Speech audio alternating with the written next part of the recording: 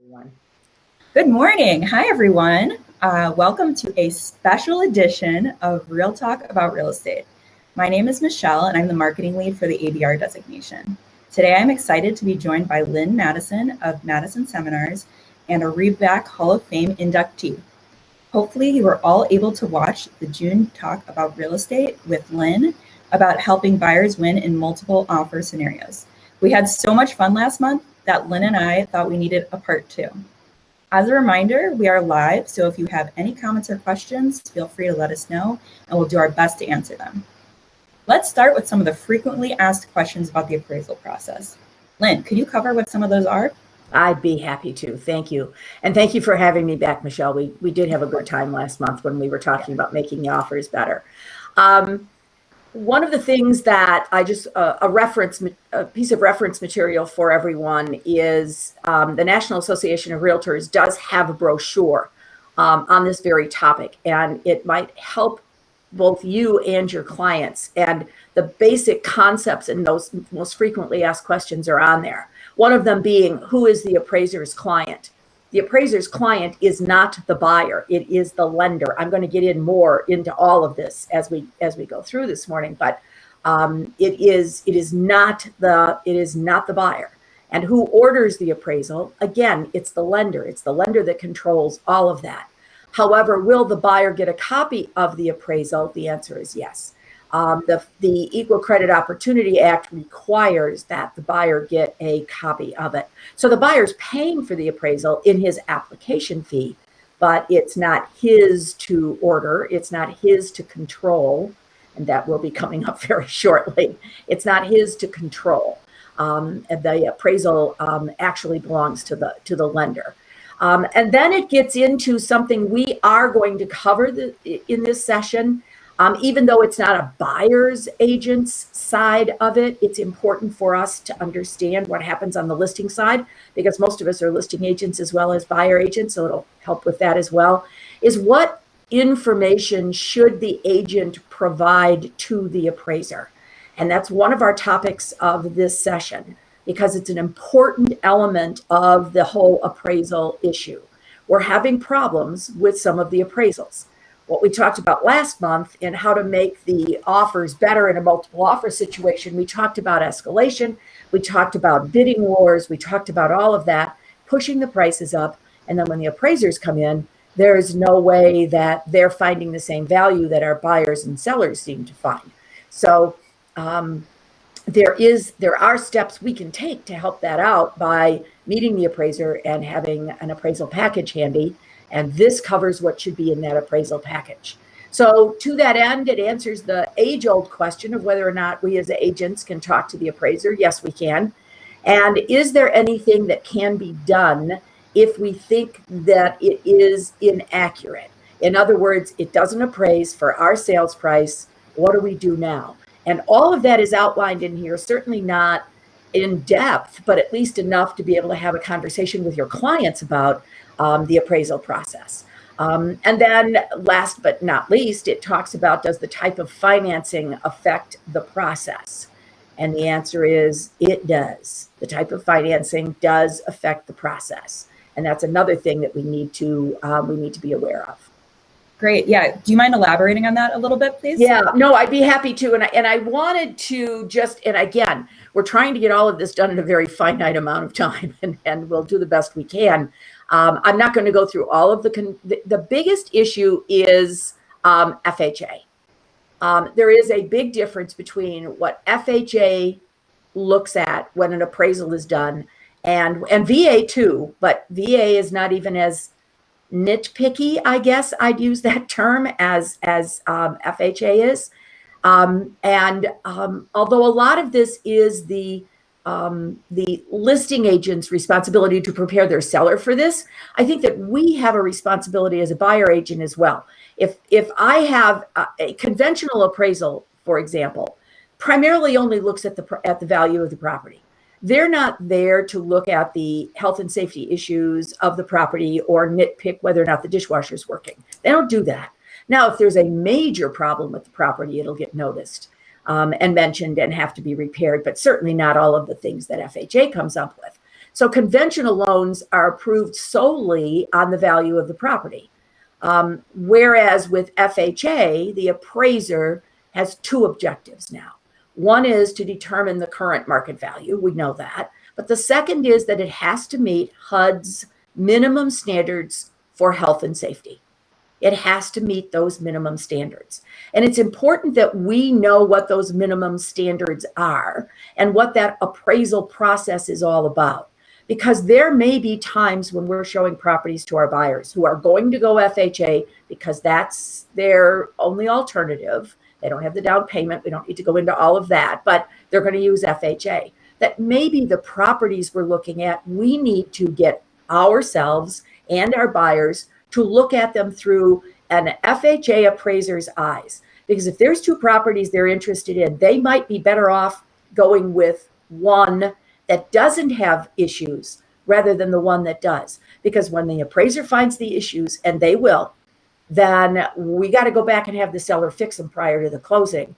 And in the market that we've been in, the transactions are falling apart because the sellers won't make any of the repairs. So the appraiser has to be able to access every nook and cranny of that property, including the attic and the crawl space and all the rest of it. And the seller has to make sure that they do that. And you and I both know, we all know that there are listing agents who don't understand anything of what I'm talking about here. So every once in a while, we got to remind the listing agents of what their job is. Good luck with that. But I mean, we all know that it happens. So they're looking, if this property was built prior to 1978, if there is any peeling paint, they will be scraping and painting. The appliances all have to be operable. There has to be windows that move up and down in all of the bedrooms. The steps and the stairways need handrails. The lot has to be graded away from the property, not towards the property. So there's some key inspection areas that we need to be aware of. So yeah, it does make a difference which type of financing that is being used relative to how the appraisal gets done and what the appraiser is looking for. So we recommend highly that we prepare our clients for this, because if the appraiser notes anything that needs to be repaired, it is going to slow down your transaction, because the seller has to make the repairs. The appraiser has to come back out again and take a look at it and make sure they were done correctly. And it is probably going to delay your mortgage process. So if we understand what is happening with FHA, maybe there's things that we can talk about with the listing agents before we even get into the appraisal stage of the appraisal. So just a couple of things that we need to look at, because the type of financing that's going to be used has to be looked at from both the buyers and the seller's side of the transaction. I think a lot of times all we do as buyer agent, we don't think about it as buyer agents. We just figure it's the listing agent who's going to deal with that. Well, sometimes the listing agents aren't or don't. I wish I could wave my magic wand and make sure everybody did their job, and I can't. It obviously the seller should make the repairs before they put it on the market, but we can't control that. So there is a difference in FHA. So get yourself a copy of the list of what it is that FHA is looking for, and make sure the properties you're selling are going to pass that. That's the best advice we can give on that one. Okay. Right. All right. So I know we're here to focus primarily on the buyer side of the transaction, but there's an important step that listing agents need to take in the appraisal process that we should be aware of. Could you give us an overview of that step? Yeah, and we debated whether we were going to include this or not, because this is focused for us when we're working with the buyers. And yet, as I mentioned a few minutes ago, as we were getting started, I don't know how we can have this conversation without having some discussion about the listing agent. The listing agent's responsibility is to meet the appraiser at the property. It is not customary. It's not our job. And typically we do not meet the appraiser. I'm the buyer agent. You're the listing agent. It's your responsibility as the listing agent to meet the appraiser and have an appraisal package, which I'll cover in just a second. But what I think we can do as a buyer agent is to talk to the listing agent and say, and I always did it kind of as a presumptive close kind of thing.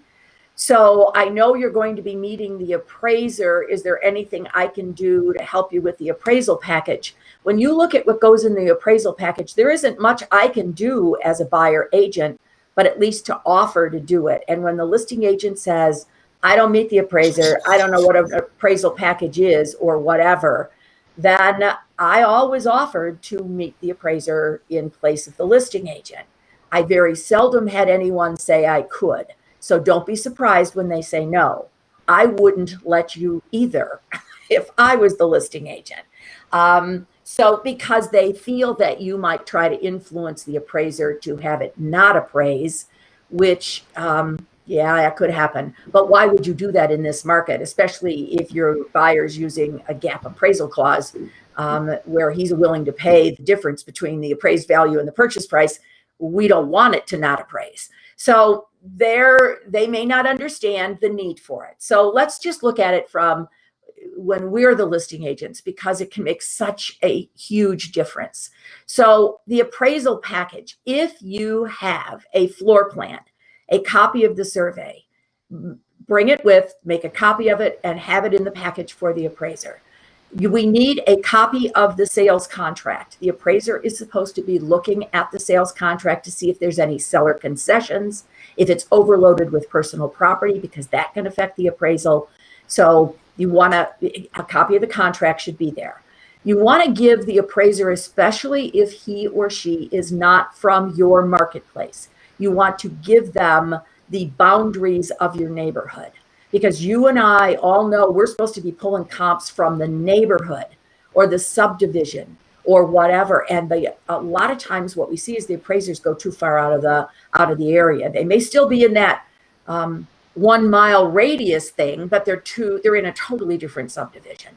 So any relevant information about the area, any trends, any changes, hopefully the appraiser that is coming in does belong to your MLS, but I can't promise you they all do. Not all appraisers are realtors. They need to be a realtor to get into the MLS. We have a special category for them at NAR, and they've still chosen some of them not to do it. So where are they getting their information from? And your analytical tool that is in your MLS can print out charts that show what's been happening in the marketplace. So print one of them out that shows the amount of inventory, and the other one that shows the number of transactions that are going on. If you were in a multiple offer situation when the property sold and went under contract, then you need to be giving the appraiser the multiple offers. Yes, it does affect everything.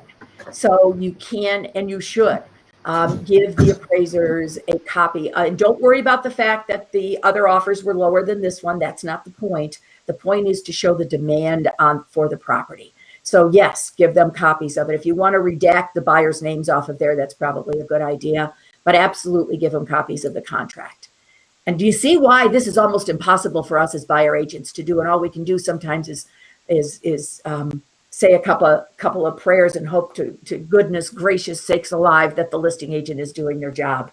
The appraisal package should include any improvements that were made to the property. Literally, when I recommend when you take a listing that if the seller has redone their kitchen, remodeled their basement, upgraded their bathrooms, that you have them get copies of when that was all done, with how much it cost, everything. Because it can and will, especially the things that are not visible, that the appraiser needs to know that have been done to this property. So you want all of that. And now the fun stuff, if you will, the comps. The comps that are appropriate to use for this property, the comps that are not appropriate and why. If there are mistakes on the comps, like the listing agent doesn't understand how to determine what the square footage is. If there are photos that have been altered, remember the appraiser sees the outside of the comps. They're supposed to drive past them, but they are not seeing the interior. They're going by whatever the listing agent put in the MLS. And I don't know about you guys, but as I travel all over the country, what I see all the time or hear from you is that there are agents in there that are photoshopping those pictures, not putting in there that it's been photoshopped, and now it looks like it's got granite and hardwood floors and Sub-Zero and Viking appliances, when in fact it's got none of that. That And actually happened. That happened in my condo. The listing agent photoshopped a fire in the fireplace, and we were under the impression that it was a working fireplace, and then turns out it doesn't work. It doesn't work. And see, yeah. And by the way, we all know that is also a violation of the code of ethics, but it's not stopping some of these agents from doing all of that. So if you know there's a mistake in the comps, then you want to make sure that you point that out. The appraisers access the subject property. The appraisers, for the most part, do not have access to the interior of the comps. Does that make sense? They don't. If I own a home, I have no obligation whatsoever to let an appraiser in to my house so he can use it as a comparable to comp out another property. So typically one of our Facebook users mentioned that the appraisers in our market access the property. They do access the subject property, not typically the comps. And one other thing is pendings. Make sure that in this package, you put in there the pending transactions, the ones that haven't closed yet. They can use those, according to Fannie Mae guidelines, appraisers can use those to show, I think the word they used was trajectory of the market or somewhere. I don't remember exactly what it said, but so by all means, get that appraisal package together so that it is an absolute must. The listing agents need to put an appraisal package together. So talk to the listing agent, see if there's anything you do to help with that. Okay. So what happens then if it doesn't appraise?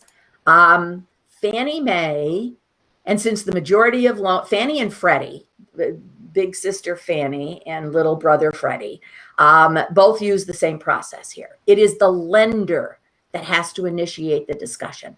So when the appraisal comes back and it doesn't match the value in the contract, we have to just stop for a moment, and the copy of the appraisal gets given to the buyer. And now the buyer's going to call us and we're going to talk to the buyer.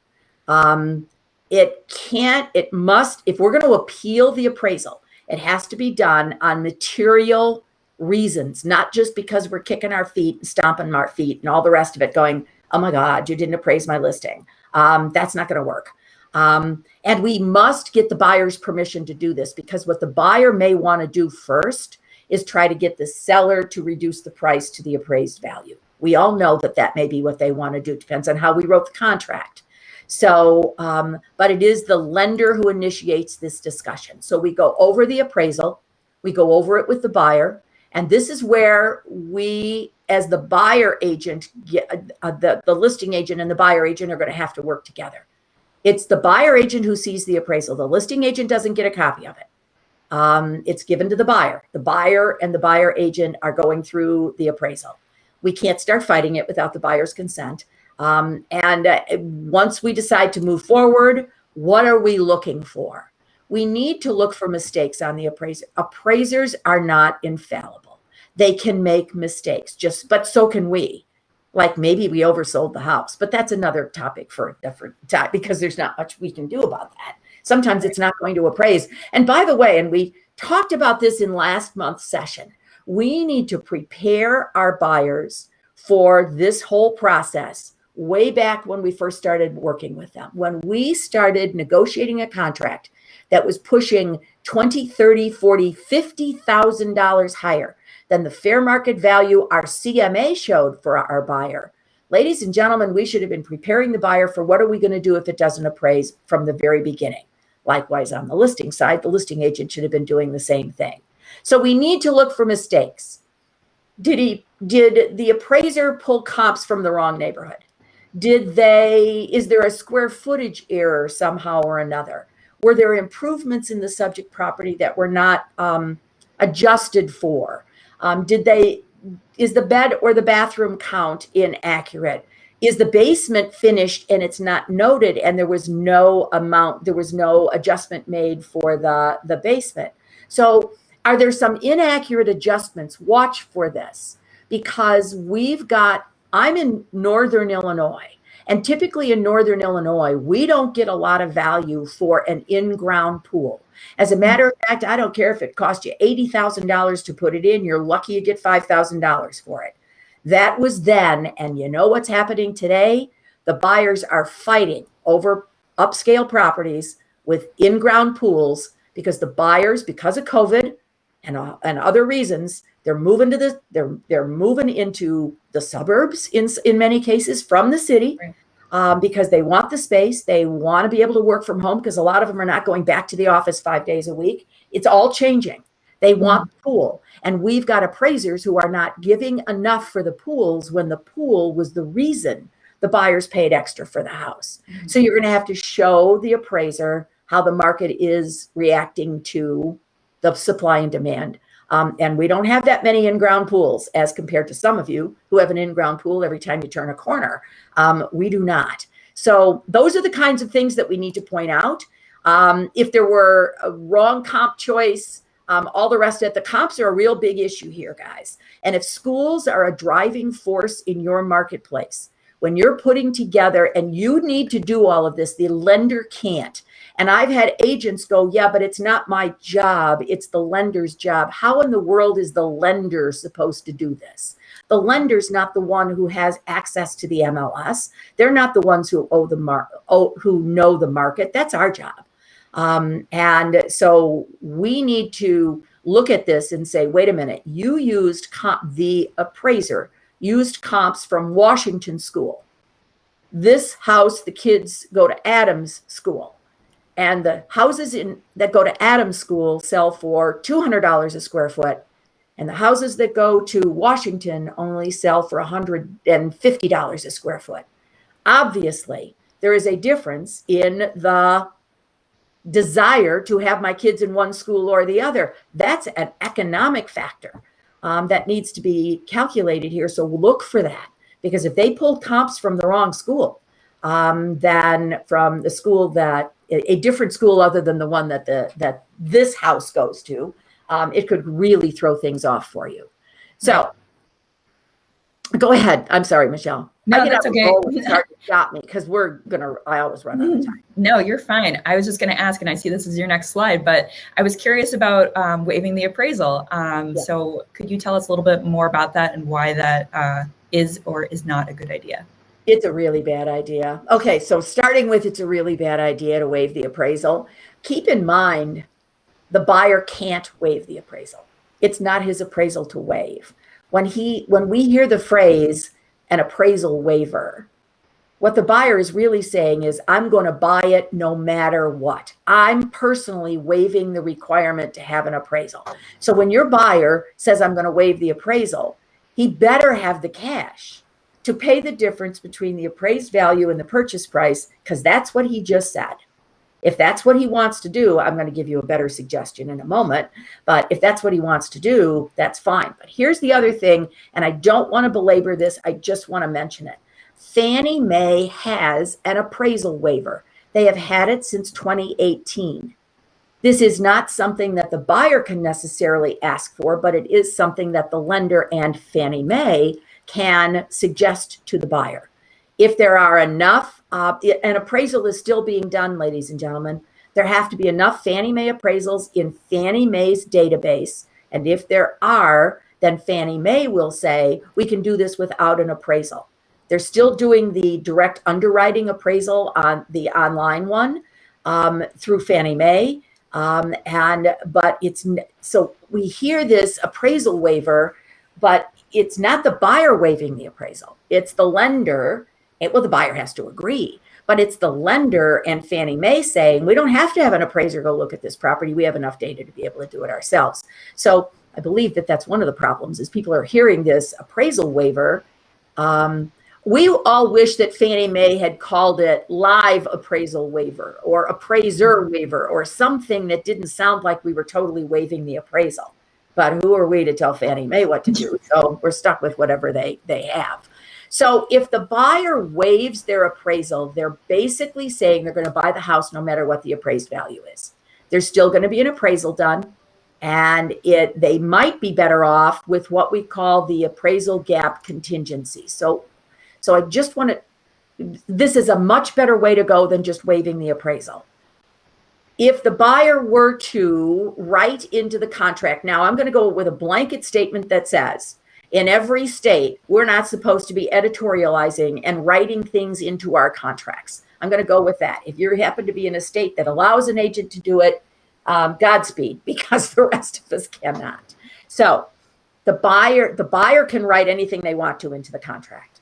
And the buyer writes in something like, buyer agrees to pay the difference between the appraised value and the purchase price. And we highly recommend that you put something in there that says, for example, not to exceed $5,000, $10,000. I don't care what the dollar amount is, because that way what the buyer is saying is, I will pay the difference between the appraised value and the purchase price, because I know it's probably not going to appraise, but I'm not paying any more than $5,000 or $10,000. We just had one, a friend of mine is the listing agent, hasn't closed yet, is the listing agent on a $300,000 and roughly $400,000 property that underappraised by $37,000. Wow. And the buyer waived their appraisal. That buyer now has to come up with $37,000 if they'd have put in there. And I know what you're all thinking. Yeah, but if we do it that way, then the seller won't accept our offer. The only way the buyer's going to be able to buy the house is to totally waive the appraisal. Then the buyer needs to understand what he's risking. If he's going to waive his appraisal, the appraisal's still going to get done. It's between him and the lender as to what they're going to do about whether or not he can change his type of financing, change the way he's financing. Instead of putting down 20%, he's only going to put down 10%, now pay PMI. There are some things that he can do other than coming up with $37,000. But a gap appraisal clause is one that the buyer says, I'll pay the difference, but only to this amount. In other words, we're still getting an appraisal done. I still need to look at this. And this buyer still wants to buy this house. What he's doing right now is trying to figure out how to reconstruct his loan so he doesn't have to come up with the whole $37,000. And they've already done everything we've talked about in trying to get the appraisal raised. My other suggestion to them was go to a different lender and get a different appraisal. It's not FHA. This is a conventional transaction because, and I wish I was going to see you all again after I know whether or not that worked, because ladies and gentlemen, it works a lot. So the buyer goes and gets a new, and then everybody goes, well, he's going to have to pay for another appraisal. Yep. But it ain't going to cost him $37,000. And maybe the next appraisal will still not come in at contract price, but it might be better than $37,000.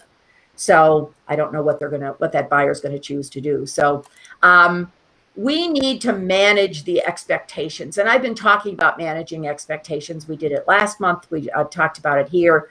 We need to prepare the seller at the time the contract came in for whether or not it's going to appraise. And we need to do the same thing for the buyers.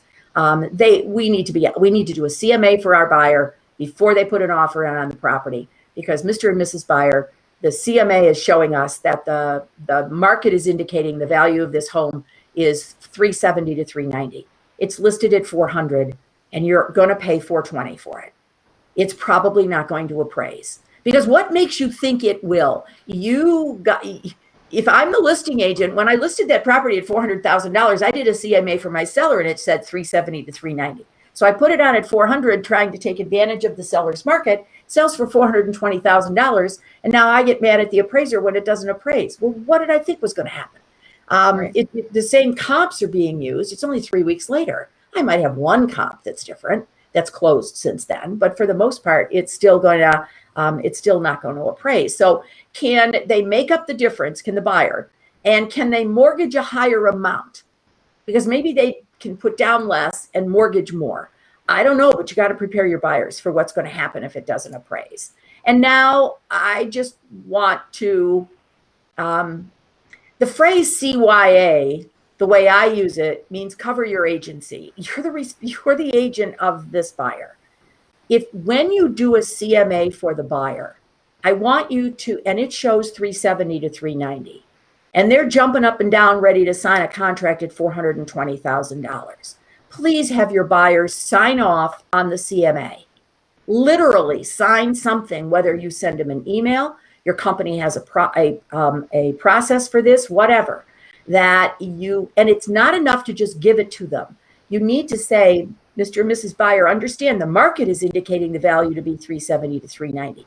If you're going to pay 420, and you're probably going to, you need to understand it's over its fair market value. Do not recommend they waive the appraisal. Do not recommend they waive their home inspection either. And I know the whole conversation didn't have anything to do with home inspections, but when I got to this last, and I have a series of slides, as you guys can see, when I got to this last slide, there was no way I was going to do my CYA slide without also mentioning this horrible thing we're doing right now, which is waiving the home inspections. So let me just kind of scare you for just a moment. I do expert witnessing in trials where realtors are being sued. I have been contacted to be the expert witness for 3 realtors, different law firms, they have nothing to do with each other, from transactions that happened in 2020. They are being sued, and it is only July of 21. Why are they being sued? It has nothing to do with the price. All 3 of these buyers waived their home inspections. One of them waived their well and septic inspection in order to get the house. Yeah, you know what's coming. There is over $70,000 worth of repairs and reconstruction that needs to be done to that septic and that well. And they are coming back and they are saying that their agent done them wrong. Ladies and gentlemen, when they choose to waive their home inspections, waive their appraisals or whatever, have them sign off on something, because you need to protect yourself from this market. If I'm already seeing 3 of them, and I talked to a friend of mine and she said she got a call on 1 as well. So we now know of 4 just in the Chicago area, all of them from the same reason. And I believe that we'll have a problem with the appraisal issue as well down the road. So just a couple little takeaways as we kind of reach the end of our time here together. So I hope that I covered enough in our brief time together that gave you some hints, some tips, some ways to make this whole process a little bit better for you and your buyers. Yeah. I just want to remind everyone that, if you have any questions for us, feel free to leave them in the comments. We appreciate everybody who has wished us good morning and made comments so far. I also want to remind everyone about, your REBAC member benefits. We do have some of this information up on homebuying.realtor. Be sure to check out our blog, because we are continuously updating that with important topics that you can share with your home buyers.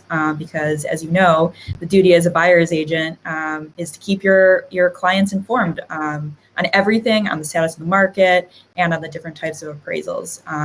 Also, be sure to continue to read the TBR. Today's Buyer's Rep comes out every month. We have lots of good information in there. Some people are saying thank you, so thank you.